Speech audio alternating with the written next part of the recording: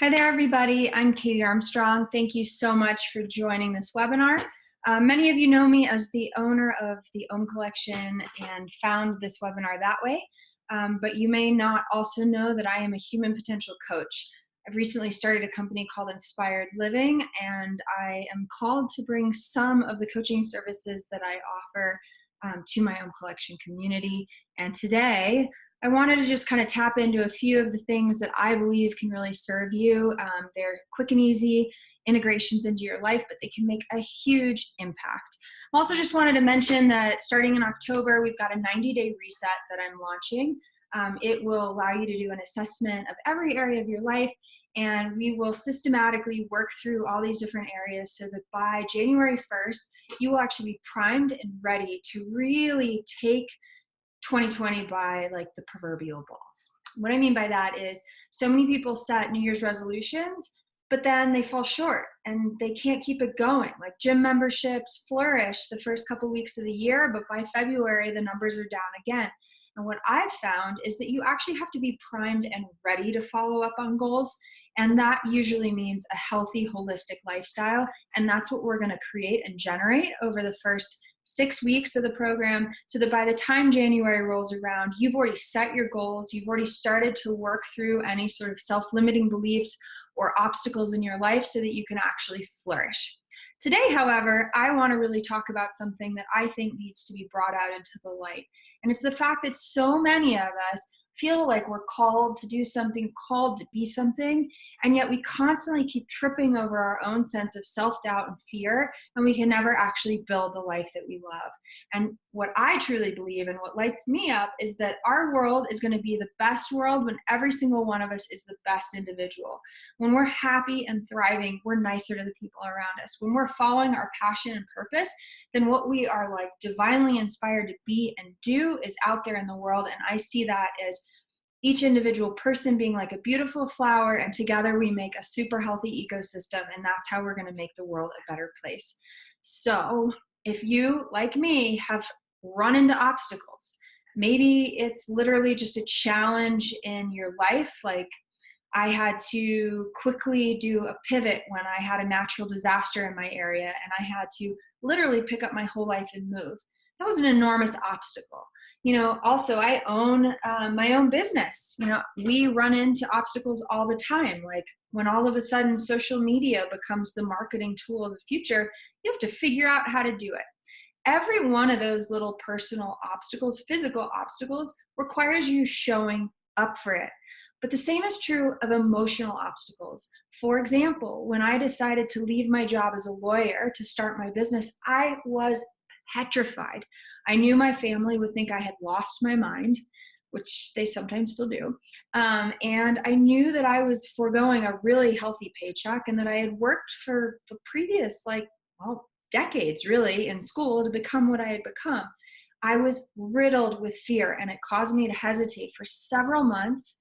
And by the time I did make that decision, I had been weakened by my hesitation. And so what I've come to really see is that to show up, like I said, fully for your passions and your purpose, you really need to be able to show up in each individual moment fully engaged. And you need to know how to wrestle with both the physical obstacles in your life and the emotional obstacles and just emotions generally that show up, because they can be paralyzing if you don't know how to work with them. So today specifically, I want to talk about two things that I think can really allow you to show up fully for your life. The first one is a daily practice. This can occur in the morning, which is what I recommend, and it can be anything you decide. And frankly, back to that 90-day reset, coming up with your morning practice is a major piece of the puzzle, because I believe that if you set the foundation for your day in a healthy way, in a way that you've intentionally chosen based on your broader goals, you're setting yourself up for success. For me, that means priming my body, like clearing my mind, and also connecting to my source. But for other people, they're going to choose something different. For me, I like to do some stretching and physical movement.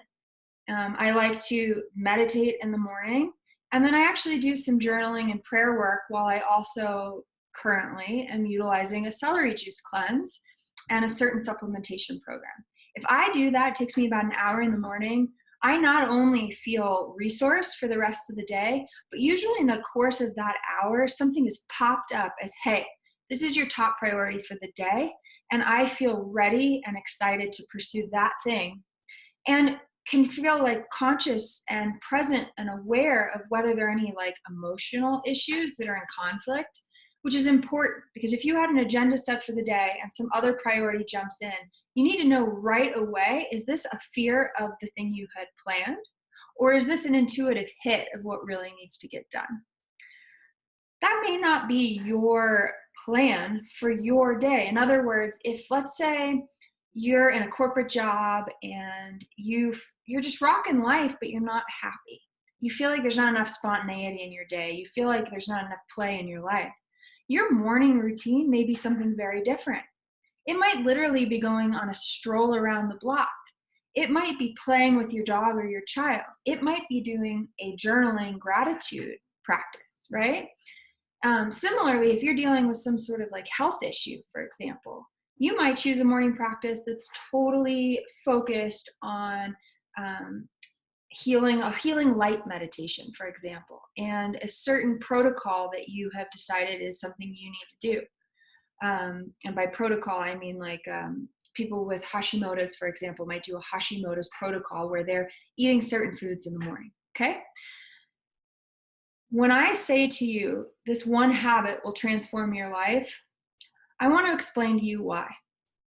When we do something every single day, we gain trust in ourselves. Our most important relationship is with ourselves. When we are connected with self, it is like connecting with source.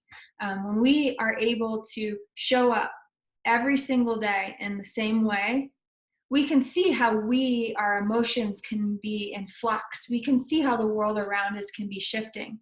But if we're showing up consistently, day after day, that level of trust that we build is what allows us to trust that no matter what comes across our plate, we're going to show up for it.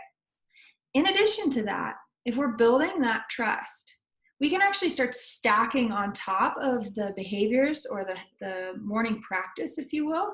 So let's say you start where your first morning practice is simply taking a vitamin every morning.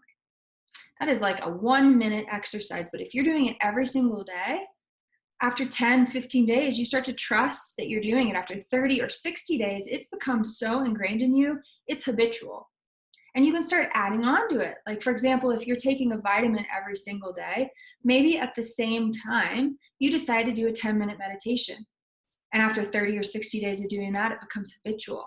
And you add on to that a 5-minute gratitude practice, or perhaps a run, or something else that is fitting with your long-term goals. So if this interests you and you want some support building a morning practice, I would encourage you to join our 90-day reset. But let's say you're somebody who is already pretty ritualistic, but you're still finding that you're not building this life that you love, right? Sometimes that's mindset stuff, right? Like, I remember there was a window of time where I showed up every single day for my workout, for my meditation.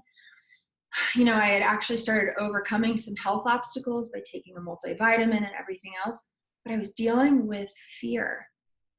Looking back, I was dealing with fear partly because I had hesitated in a certain couple critical moments, and I was psycho-emotionally not lifting myself up and showing up emotionally in every single moment. So I mentioned in the introduction to this webinar that besides just this daily habit, which I think I really sort of drilled in for you guys, mindset, because you can't just physically show up for your life. You need to be like present, 100% show up for you and yourself to, like I said, build that trust, but also to actually be fully embodying, like in yoga, we say like filling our body with prana for whatever's occurring, right?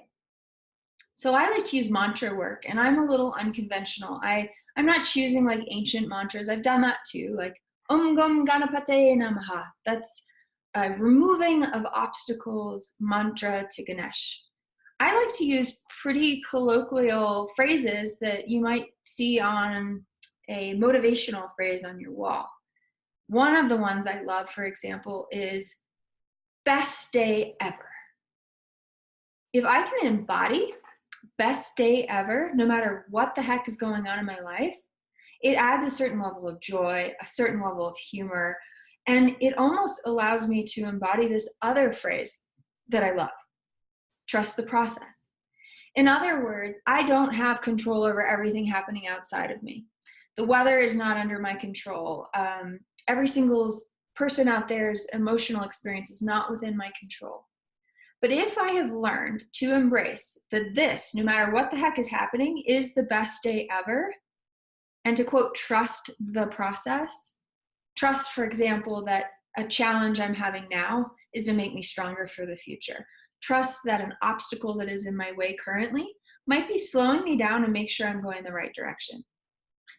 Trusting the process, that while I may not be having the thing that I want to happen right this moment, happening exactly the way I want to happen, that if I keep showing up and I keep showing up fully, and I keep creating that container through my daily practices that allow me to be fully present and available for each and every moment, there is a master plan unfolding that I am in the process of creating, co-creating with the universe.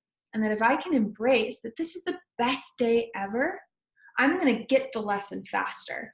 I'm going to let go of what I need to shed to move forward. I'm going to step into the next version of myself more readily and more fully. Which gets me to something that is one of my other mantras. Solutions are readily available. Because the gist is, I can be doing my daily practice and I can be like setting that container, right? Like I can be priming my body, clearing my mind, connecting with source. I can be like engaging with the world and having a good attitude because it's the best day ever. But I might hit a really tough challenge and it might start to spin me out, sense of overwhelm, all those different things. But if I can slow down enough and remind myself that solutions are readily available, I can parse apart whatever that challenge is, figure out if I need to do some research, figure out if I need to strategize, figure out if I need to bring in some help, and get that thing handled. And that's really, really helped me. And this is going to kind of be repetitive on some of the things I've said, but you have this inspiration, right? You've been showing up for yourself on a daily basis through this daily practice, whatever that daily practice is for you. You are having that attitude of it's the best day ever and I trust the process for whatever is unfolding in your life. And then you start to shine. You start to embrace this incredible life. And there can be a moment where we hit this invisible ceiling of happiness and success. And we can almost be embarrassed. And I've seen this among women particularly where they apologize. They apologize whether it's somebody else who cuts them off on the sidewalk or whether they offer like the perfect antidote in a conversation. They apologize constantly. I'm guilty of this. And one of my employees one time was like, Katie, stop apologizing. Don't be sorry. Be sexy. It made me laugh. But then I thought about it. I sell clothing for a living. I know that confidence and feeling like you're fully embodied and expressing your truth is a game changer. I have watched women put on outfits where all of a sudden they go from a meek little, beaten down shell of a person to all of a sudden feeling glamorous and gorgeous and just, like literally lighting up a room. And I'm not one to say like fashion is the answer to everything, but I do think being personally expressive is an empowered state and it's super important. And that's when I was saying like you have to show up fully for your life and keep leaning in and keep growing as a person to be that blossoming flower that the world needs. So if you can stop being sorry and instead be sexy, and that's just a word that resonates with me. Obviously, like if sexy has negative connotations for you, that's one thing. But I want you to feel comfortable flirting with the world. I don't mean individual people in the world like flirting with some married guy. That is not what I'm referring to. What I mean is I want you to strut down the street because nobody's looking, but you feel good doing it. All right, guys. So those are my crazy mantras that help me. I'm not going to be sorry. I'm going to be sexy. Now let's flesh that out real quick. If you do something that hurts somebody, I'm not saying don't be sorry for it. I'm saying don't bask in this place of being defeated. Don't allow the negative energy associated with self-deprecation and just a general sense of like self-pity eat you up. It will weaken you. Learn the lessons and move forward. Trust the process.